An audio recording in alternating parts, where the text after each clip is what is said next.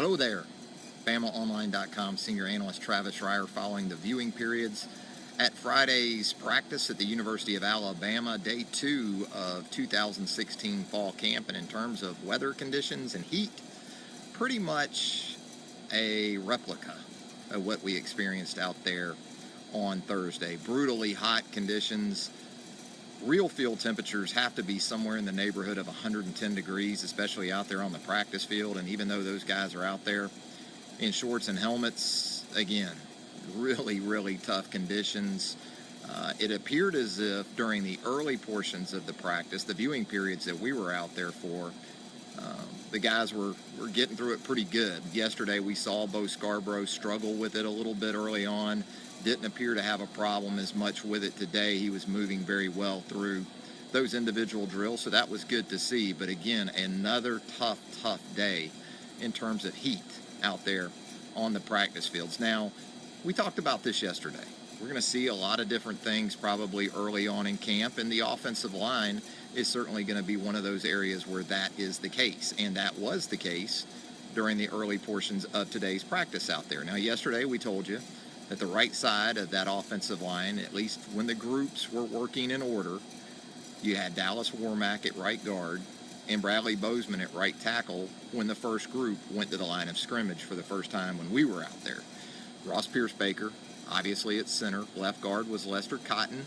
Of course, Cam Robinson at his left tackle position. Well, today, the right guard with the first group that came out was actually Bradley Bozeman, which is kind of what we anticipated, was that he might be more of a factor, a threat to win that starting job at right guard. He was with that first group today at right guard. And Jonah Williams, the true freshman who worked with the first group at right tackle back in spring practice a good bit, was at right tackle. So again, some different things going on with the right side of that offensive line. Brandon Kennedy worked with the second team offense.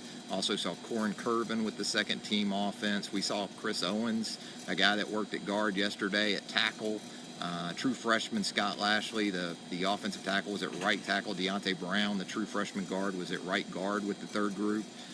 Alphonse Taylor's out there, and he's mixing in, but right now it looks like he's pretty well down that list. As Nick Saban said in his post-practice press conference yesterday, still some things that Shank's going to have to prove himself within before he's truly an option again, probably to start and play a significant role for this team. And I still think, in terms of his weight, that's part of it too. He still has some ground to go as far as that's concerned. So there's the offensive line.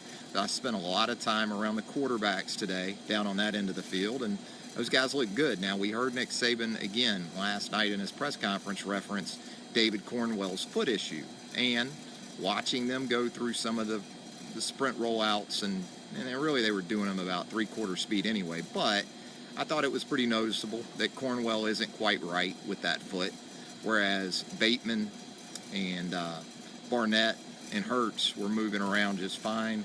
Cornwell looked like he was hampered at least by some type of issue with the foot, so something to still keep an eye on there. Tough situation for Cornwell, because obviously the competition rolls on, and right now it looks like it's more of a 3-man race with Bateman, Barnett, and Hurts than a 4-man race that we anticipated going into fall camp. Now watch those wide receivers too a good bit, and I really like Trevon Diggs, this true freshman that Alabama has brought in from the DC area where they've had a lot of success. Very gifted, talented athlete. Size-wise is okay. He's going to get bigger, going to get stronger. But as a group, that wide receiver position, maybe a ball or two more on the ground out there this afternoon than what I saw yesterday. But still an impressive performance by those guys. Again, it's passing, it's throwing catch, playing catch out there, and quarterbacks and the wide receivers doing about what you would expect. We talked about Bo Scarborough, looked better early on today than he did yesterday. The heat didn't seem to be as much of a problem, at least early today, as it was yesterday, as he cramped pretty much from the outset of yesterday's practice. And again, it's brutal out there. You have to understand, there's hot, okay? And then there's Alabama in August hot, and it's beyond Alabama in August hot. Whatever that is, that's pretty much what we're experiencing right now in the Tuscaloosa area the last few days. So those guys, the running backs, Damian Harris looking really good out there, moving extremely well.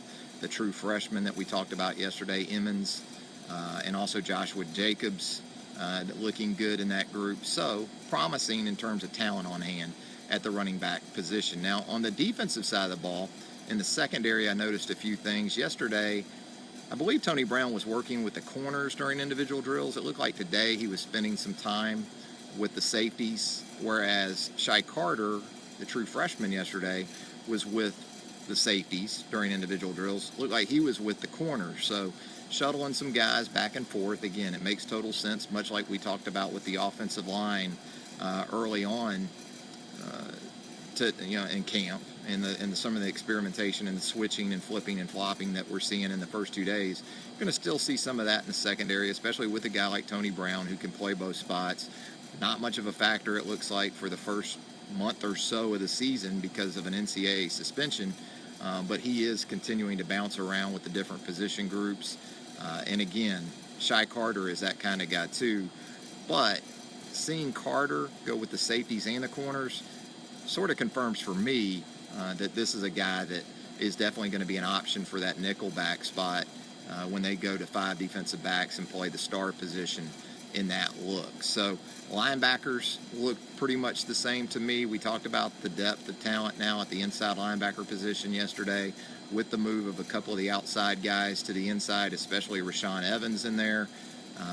Jeremy Pruitt really working on those guys. Fundamentals, ton of fundamentals as you might expect the first couple of days, and that's pretty much been the case. As far as the outside linebacker spots go, and I'm getting a question from James Pearson right now about Christian Miller, about what you would expect. Tim Williams, Ryan Anderson look great, moving well, doing a lot of great stuff with Tosh Lupoi.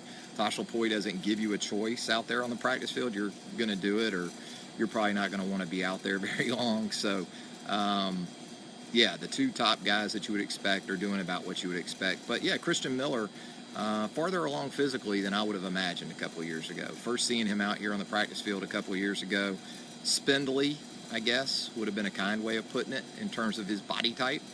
But he's bulked up a good bit and looks like he is far more ready to compete, more so in the run game than as a pass rusher, because I think as a pass rusher, he's going to be just fine when they go with the dime rabbits and they put him in there in some situational roles that he could handle on 3rd and long and in passing situations. The question has been with Christian Miller, can he get to a place bulk-wise and strength-wise where he can hold up against the LSUs, he can hold up against the Arkansas. I still don't know if he'd be their first choice right now off the bench to do that. In fact, I'd be pretty confident in saying he wouldn't be, but he's a lot closer than I would have imagined a couple of years ago. He's really made some very nice strides. Anthony Jennings, he's a 265, 270-pound outside linebacker, so if it came down to it, I think that's who maybe you would see play against the run, set the edge against the run because of that size and strength that he has. So there you go, outside linebackers, inside linebackers, the defensive line. We saw those guys going through their paces today. The first group up, no real surprise there. Maybe you'd be surprised. I wasn't surprised. Dalvin Tomlinson in there with Deron Payne at the nose and Jonathan Allen at the other end. The next group up, big fall camp for Josh Frazier. Really needs to happen, make it happen now, midway through his UA career. They lose a couple of key pieces to the inside of that defensive line. This is a great opportunity for Josh Frazier to step forward. He's working at nose with that second group up. As I said, Deshaun Hand also in that group, and Johnny Dwight, another guy who really needs to come on if he wants to finish the back end of his University of Alabama career on a real positive note. Now, you're still seeing Raekwon Davis at end in that next group, O.J. Smith at nose tackle, Dakota Ball's in that mix at end. Also, Jamar King, I didn't really notice him today, but he was certainly in that group yesterday. So there's your defensive front. Really, there's your defensive side of the ball. As far as kickers, I keep getting questions about kickers. We never see the kickers. They pretty much have it made, I think. They do a lot of their stuff early in practice in the indoor facility because a lot of their stuff, I think, is flexibility related. They work a ton on that. It's not about going out and kicking 200 footballs a day for the specialist. It's about flexibility and staying healthy and those things for the most part. They do kick and there are periods where they come together as a team out there and kick. But at least early in practice, we never really see them unless we are inside and waiting to go outside to watch the rest of the team.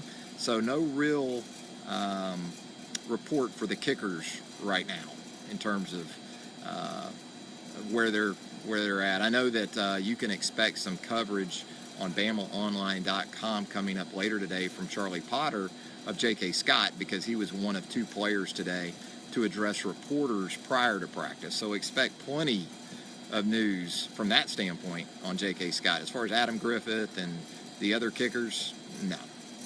Probably not a whole lot coming out until Sunday's open practice, which is when we'll see pretty much everybody. And certainly hope you make it over to Tuscaloosa. Getting more questions about the quarterback position again.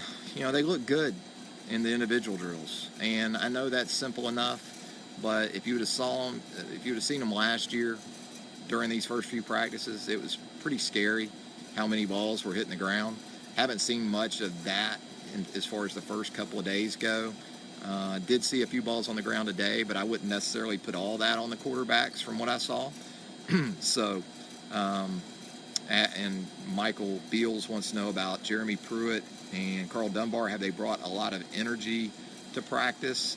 I think Tosh Lapoy is pretty much the power station for the defense. I wouldn't say that I've heard Dunbar and Kirby Smart necessarily erupt. Jeremy Pruitt. Old habits are hard to break. Jeremy Pruitt and Carl Dunbar erupt out there just yet, but we're early. So give it a few days. It's sure to happen. But so far, I would say the dominant force out there in terms of the defensive coaching staff is the same one that it's been for the last year or so, and that is Tosh Lapoy. So Tosh brings plenty of juice for everybody out there, not just the offense either. So special teams, we're not going to know much for a few more days. Gregory's asking, what's up with all the transfers to Kansas? I don't know. Must be something about Lawrence. I'll tell you what it's about. You know, Kansas is one of the worst teams in the country. So if you're looking for playing time, that might be a good place to go get it, especially if you're coming from Alabama. So these transfers that you're seeing, especially with the young guys, it's playing time. You heard Saban talk about it last night. There's just not enough patience in some cases to kind of wait your turn and develop, and that's what we're seeing. Kenny Williamson wants to know about Garrick Dieter. Saw him out there today, did some good stuff. Thought he looked good out there. So very smooth receiver, a guy that can help. And I know that's saying a lot because I'm impressed by some of the guys we don't talk about. I think Derek Keefe looks good out there. Cam Sims looks good out there.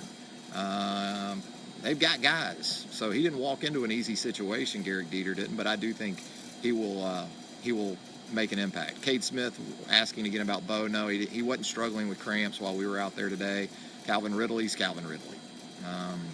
You know, the ball goes up in the air and you watch this guy close. Same thing with Robert Foster. Same thing with Diggs, the true freshman. That's the one thing I noticed about him today, was that when the ball was in the air and he got stretched out a little bit, looked like it was going to be overthrown, it wasn't overthrown. Nigel Knott status, Nick Saban talked about that yesterday. Doesn't sound like he's going to be available at least until the start of fall classes. He wasn't out there today. Al Graves wants to know, 1 to 10, how does Alabama look? Well, everybody's a 10 in shorts and helmets. Well, just about everybody. But Alabama certainly, when you just talk about an underwear Olympics of sorts, I would say is a 10. Any quarterbacks better at the long ball? Brad Edmondson wants to know. Hard to tell out there. I would say Cornwell, when he's healthy, can get it out there pretty good. Jalen Hurts throws a very nice ball. Barnett throws it well enough. And that's the question with Cooper Bateman. So there you go. So we covered a lot today here on another edition of Instant Analysis. If you didn't catch the first part, this is archived on our Facebook page for BamaOnline.com. So you can go back and catch anything you may have missed about quarterbacks, offensive line. I think we touched on just about all of it except the tight ends, and They look good too. I really did look at the two true freshmen, Miller, Forrestall.